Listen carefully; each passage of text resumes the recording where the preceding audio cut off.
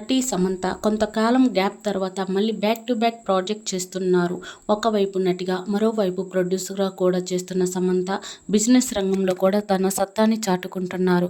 ఈ మధ్య స్పోర్ట్స్లో కూడా ఎంట్రీ ఇచ్చారు. అయితే సమంత 2021లో నాగ చైతన్యతో విడిపోయింది.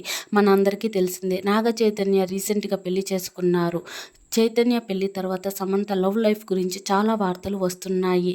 ఫ్యామిలీ డైరెక్టర్లో ఒకరైన రాజ్తో ఆమె ప్రేమలో ఉన్నట్లు బయటకు రావడం, ఇద్దరు తరచూ కలిసి కనిపించడంతో ఈ న్యూస్ నిజమే అనుకుంటున్నారు.